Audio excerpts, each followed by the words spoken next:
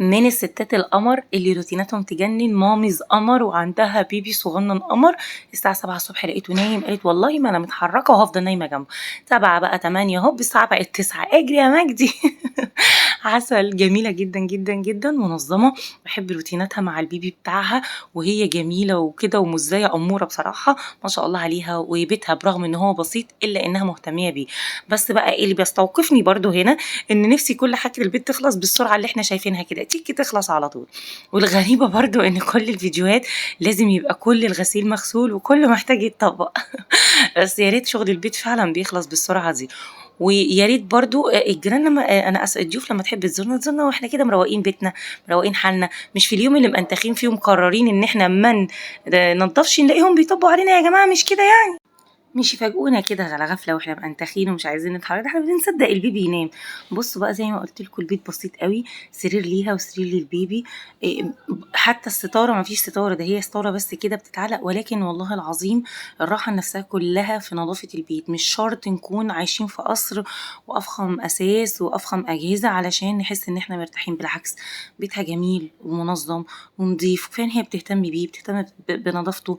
بتهتم ان هو دايما يبقى آم، واجهة ليها ايا كان الدنيا فيها ايه. فطبعا ده بيفرق جدا جدا، نظافة البيت بتفرق في النفسية جدا. واحنا كستات خلاص قضينا لنا فيديوهات الامارات دول. بصراحة انا بيعجبوني قوي قوي روتيناتهم. وده ممكن فعلا يكون نظام حياتهم، مش عشان تصويره بس.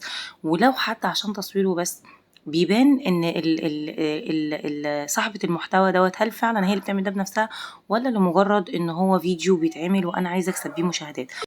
اصلا الميه عامه دي حاجه منعشه جدا جدا جدا في اي حد، حتى في حياتنا الطبيعيه. بالنسبه لنا نظافه، وبالنسبه لاي حد ميه كتير صابون كتير. يلا بقى امسك المساحه وامسك الشرشوبه ويلا هاتك يا دعك بقى بالفرشه كده زي ما هي بتعمل. حلو جدا جدا، انا بحب اعمل كده جدا وبحب اتفرج على الفيديوهات اللي زي كده جدا. المحتوى ده على فكره والله محتوى تشجيعي. مش عارفه هل احنا مرضى نفسيين عشان بنحب نتفرج على الحاجات دي ولا ايه.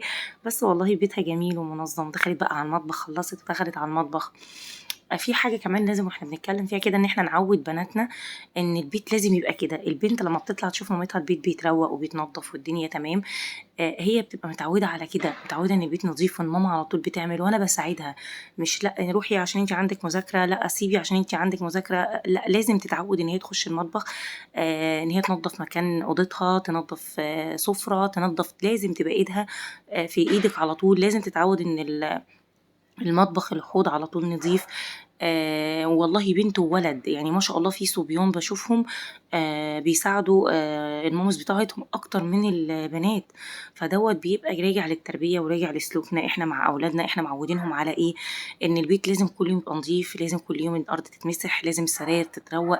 الغيارات يعني لازم غيارات السرير او غيارات ايا كان، اوضه اطفال اوضه كبار تتغير. حتى الفوط لازم تبقى نظيفة. فالتعود ده في حد ذاته شيء جميل جدا جدا جدا. خلصت الموزة بتاعتنا النهاردة والمطبخ خلص والبيبي لسه نايم يا حبيبي.